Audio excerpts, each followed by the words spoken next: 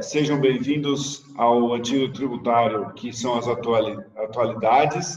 Mas antes de nós falarmos dos assuntos tributários mesmo, eu estou aqui na companhia do professor Eliseu Martins, que quer fazer um convite para um evento, para uma discussão contábil que vai se realizar no dia 29 de janeiro. Nós vamos, nesse dia, dedicar o tempo todo à discussão sobre o CPC 06R2, ou IFRS 16, que versa sobre os aluguéis, arrendamentos, parcerias, eventualmente franquias e, como eu costumo dizer, equejamentos. Nós vamos, nesse dia, procurar mostrar, inclusive, o que se consegue depreender do ofício circular da CVM, emitido há poucos dias, e procurar, inclusive, levar mais a público o fruto de uma discussão havida entre a Abrasca, os auditores e a CVM a respeito dessa matéria. Nós sabemos que ainda existem muitas e muitas dúvidas. Então, vamos não conseguir nos comprometer a acabar com todas elas, mas achamos que teremos condições de melhorar bem o entendimento desse assunto. Então, estão todos convidados para no dia 29 de janeiro assistir a participar, inclusive, desse programa contábil sobre o IFRS 16. Mas, só sabe, professor, que ontem nós fizemos que já está, inclusive, disponível, um antídoto tributário sobre fechamento de balanço de 2019. E um dos assuntos foi o IFRS 16, mas na parte tributária, né? Falamos en passant do ofício circular, mas o que se ficou mais firme foi a questão da parte tributária. E, quando a gente fala teoricamente, parece ser, assim, até certo ponto fácil, a neutralidade.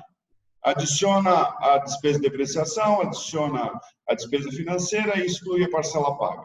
Sim, mas isso gera uma quantidade de controle, né, que as empresas têm que ter, e quando isso vai para ECD, para ECF, gera uma necessidade de um cuidado, né, no trato desses ajustes muito grande.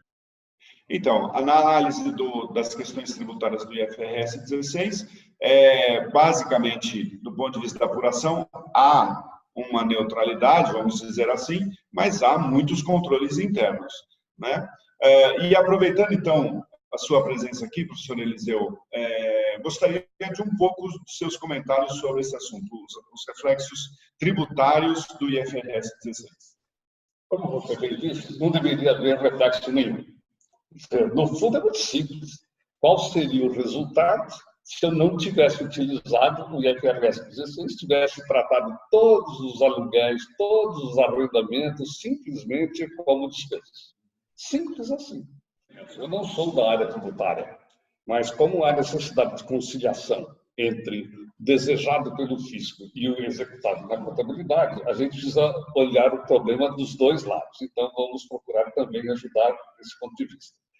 Mas só para dizer que o custo do compliance não é só fisco-contabilidade. Envolve, às vezes, problemas de obrigações adicionais para informações adicionais dentro da própria contabilidade. Por exemplo, nós achamos que uma grande parte das empresas terá que fazer os balanços dentro de uma alternativa contábil e depois, numa nota explicativa, dizer das diferenças entre estes números obtidos e os que seriam obtidos por outro critério contábil. Isso significa também uma duplicação de trabalho. Ontem, só aproveitando, ontem o Claudiano, no programa de antídotos tributários, falou que há uma conta de 19 ajustes por conta do IFRS 16. Eu achei muito isso, não? Mas alguma coisa, e aí, talvez a solução fosse, então, do ponto de vista tributário, vamos aceitar o IFRS 16. Né? Principalmente se não for leasing, é uma questão do prazo do contrato. né? Temporal dentro do prazo do contrato. Bom, então, só relembrando, então, dia 29, IFRS 16, um período inteiro, um programa inteiro só para essa discussão.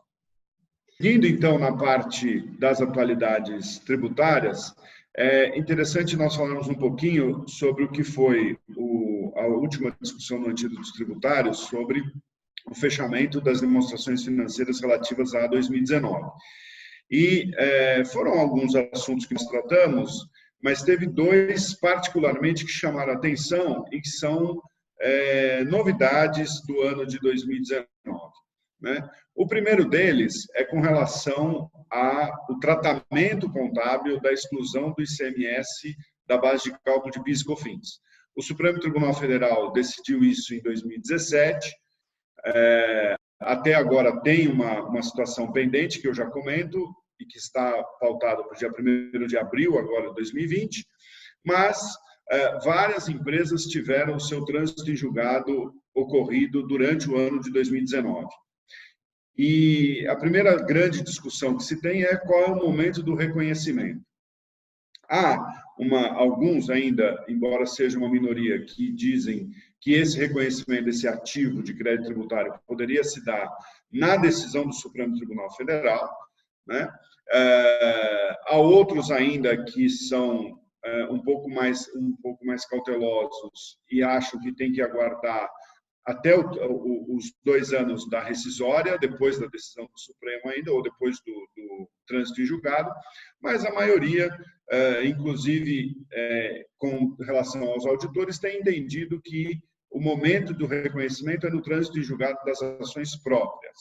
E como 2019 foi um ano rico, vamos dizer assim, em trânsito em julgado desse tipo de ação, várias empresas reconheceram isso durante o ano de 2019. Então, já foi reconhecido o ativo em contrapartida com uma conta de resultado, uma conta de receita. Aqui, algumas questões relacionadas a esse ponto. Em primeiro lugar, é a questão como há o reconhecimento de uma receita, se essa receita está ou não sujeita ao imposto de renda e à contribuição social nesse momento, né? Então, por uma questão de coerência, a gente poderia dizer que sim, mas existem algumas decisões judiciais também prorrogando, diferindo essa tributação para o momento da efetiva utilização desse crédito. Então, embora a contabilidade reconhecesse já esse ativo, essa receita, a receita de contrapartida não seria sujeita ao imposto de renda e à contribuição social nesse momento, mas somente quando aproveitado por meio de uma compensação, por exemplo. Essa é uma posição mais arrojada e, na minha opinião, demandaria uma medida judicial, né? Porque o risco de uma autuação é muito grande se a Receita Federal tomar conhecimento desse fato. Inclusive, uma discussão interessante que nós tivemos no último antídoto tributário foi sobre a aplicação do IFRIC 23 ou a da ICPC 22, que é a questão de incertezas para efeito do imposto de renda, se a empresa que reconheça o ativo dos créditos de PIS e COFINS, a respectiva receita, e não leva essa receita à tributação, se seria uma situação de incerteza tributária, se teria que, então, haver algum tipo de divulgação. Mas, assim, como eu disse, a coerência diria que haveria tributação agora.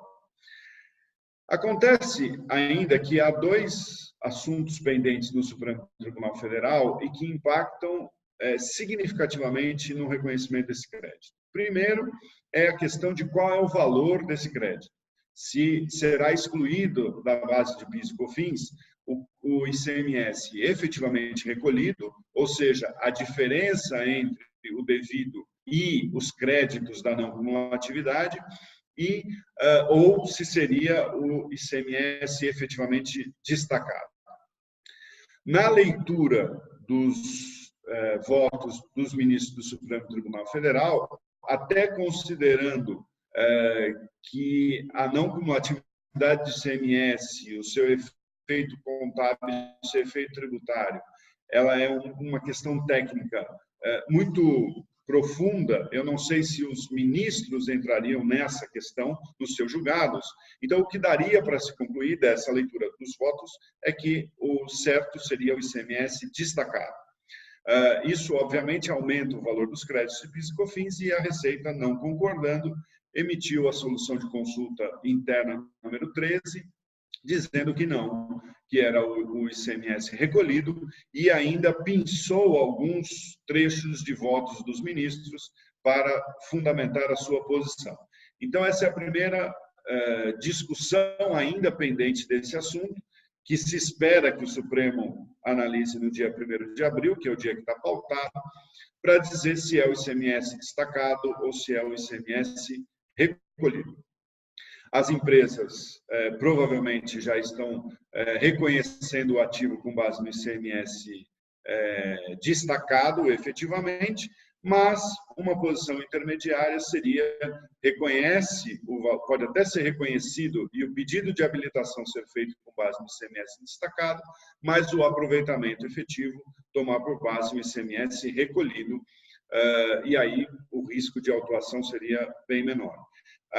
Além dessa solução de consulta, essa posição da Receita Federal está clara na Instrução Normativa 1991, né, 1991. Então, esse é um ponto a ser tratado ainda, se espera que será tratado pelo Supremo. O outro ponto, e esse muito mais importante, é a questão da modulação. Por quê? Porque o que é a modulação? Modulação dos efeitos, ou seja, aquela decisão do Supremo Tribunal Federal passa a valer a partir de quando? O pedido da Procuradoria da Fazenda Nacional é de que a decisão sobre a exclusão do ICMS da base de PIS e COFINS passe a valer somente depois da decisão dos embargos de declaração, ou seja, esses que estão pautados para o dia 1º de abril. Se o Supremo Tribunal Federal reconhecer esse pedido da Procuradoria, isso quer dizer que nenhum crédito do passado poderá ser reconhecido. Nenhum. O efeito disso no fechamento do balanço é enorme, porque em abril, provavelmente as companhias já terão fechado seus balanços, publicado seus balanços, algumas, até as mais pioneiras na divulgação, já terão feito as suas assembleias e pode ter que reverter todo esse valor. E imaginem, são valores muito vultosos, e ainda valores de 18, de 17, até porque essa discussão é uma discussão de mais ou menos 20 anos. Então, esse é o pior dos mundos, é o STF reconhecer a modulação tal qual a Procuradoria pede. Agora, acontece o seguinte, se nós formos olhar qual é o histórico do próprio Supremo Tribunal Federal em termos de modulação tributária, praticamente todos os casos tributários em que foram modulados, a modulação foi determinando que valia para a data do julgamento. Então, lá de 2017, quer dizer, empresas que ingressaram com a sua ação judicial própria antes de março de 2017 teriam todos os seus direitos garantidos. Aquelas que teriam ingressado após essa data, elas não teriam direito de repetir o indébito, simplesmente aproveitar o futuro a partir dali. Aqui já se preserva bastante empresa, porque a grande maioria ingressou com essa demanda bastante tempo antes, inclusive 2017, mas ali, às vésperas de 2017, teve ainda várias empresas ingressando com essa medida, até pensando já na modulação, mas uma minoria ingressou depois do julgamento do Supremo Tribunal Federal, e aí essas empresas que foram as retardatárias podem perder esse direito do indébito passado, embora valha a decisão para o futuro. Então, é isso que se espera. Ou modulação nenhuma. Se não tiver modulação nenhuma, vale o indébito de 5 anos a partir do pedido judicial, a partir do protocolo da medida judicial. 5 anos para trás, isso está garantido. Um último ponto a ser considerado nesse crédito, ou seja, na execuibilidade desse ativo, né, é a questão do aproveitamento. Por quê? Porque O ano de 2019 também, a Receita Federal, por meio de uma outra solução de consulta, disse que o prazo prescricional de 5 anos vale também para o aproveitamento dos créditos fiscais que as empresas têm. Então, a empresa apurou o crédito da exclusão de ICMS na base de PIS e COFINS, tem lá um valor no ativo, esse valor tem que ser compensado no prazo de 5 anos. E dependendo do volume desse crédito, a empresa não vai conseguir aproveitar tudo isso no prazo de 5 anos. Então, pode ser que uma parcela disso também seja contingente, porque vai superar esses 5 anos. Então, veja, há uma série de fatores que vão impactar o fechamento do balanço de 2019 com relação a essa questão, a esse ativo que para algumas empresas é bastante relevante. Um outro ponto que foi discutido é que é o seguinte, no ano de 2019 também, várias empresas que tinham discussão sobre ágio, o ágio na aquisição de empresas, que perderam no CARF, que perderam na esfera administrativa, levaram essa discussão para o judiciário. E nesse ano nós tivemos contato com tivemos notícias, né, de várias decisões judiciais garantindo o direito dos contribuintes. Então, o que acontece é o seguinte, no ponto do ágio, o que a gente tem que avaliar? Em primeiro lugar, o fechamento dos balanços, pelo menos em 2017, 2018, nos pontos de auditoria, naquele início do relatório de auditoria, muitas empresas teve essa questão do ágio levantada, mas não por uma questão tributária, e sim por uma questão contábil, que foi o impairment desse ágio. Se havia sido feito o teste de recuperabilidade. Por quê? Porque aquele lucro que se esperava não se viabilizou, até por conta da situação econômica do país. Então, esse era um assunto que já estava na pauta das empresas e das auditorias. O que acontece é que, junto com isso, tinha discussão sobre a provisão de eventual contingência por conta desse ágio, já que a Câmara Superior do CARF tem a maioria dos seus julgados contrários ao contribuinte. Então, se nós analisarmos ou avaliarmos o risco dessa contingência, tomando por base as decisões da Câmara Superior do CARF, embora hajam inúmeros motivos para essa autuação, o CARF, como tem sido contrário ao contribuinte, isso poderia ensejar a necessidade de provisionamento. O que acontece, como eu disse, é que em 2019, várias empresas foram ao judiciário e conseguiram decisões judiciais favoráveis. Isso quer dizer o quê? Quer dizer que muda a avaliação com relação a essas contingências. Por quê? Porque o judiciário tem sido mais receptivo aos argumentos dos contribuintes. Claro que depende de caso a caso, como eu disse, são inúmeros motivos para a autuação, né? Desde ágio interno até empresa veículo, até laudo extemporâneo, ausência de laudo, tem uma série de motivos para essa autuação. Mas, em muitos desses assuntos, como por exemplo o laudo, como por exemplo empresa veículo, o judiciário tem se posicionado favoravelmente.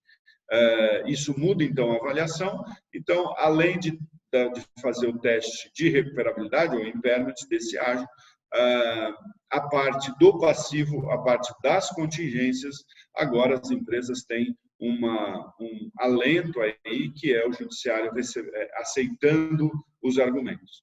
É interessante notar que as empresas já, na sua grande maioria, não tinham a provisão do ágio. A discussão sobre o ágio era considerada possível, havia informação em nota explicativa, mas não havia o efetivo provisionamento. E esse é um ponto de bastante relevância que nós temos que acompanhar. Por quê? Porque os valores envolvidos são muito grandes. Há uma estimativa de que hoje o maior valor individual de contencioso tributário é efetivamente relativo ao ágio, né, nas suas várias formas, mas o ponto do ágio é aquele de maior valor em termos de contencioso tributário. E isso é também ponto de sensibilidade para as demonstrações financeiras. Imagine se uma empresa que tem uma discussão bilionária a respeito do imposto de renda do ágio tenha que provisionar efetivamente isso, ou vire uma execução fiscal, ou tenha que haver eventualmente um parcelamento. Então, há um impacto também bastante grande para as demonstrações financeiras das empresas. Então, esses 2 pontos, ICMS na base de PIS e COFINS e o ágio, 2 pontos judiciais, vamos dizer assim, tem bastante relevância, então, no fechamento de 2019. Há vários outros, mas a gente achou interessante destacar esses 2.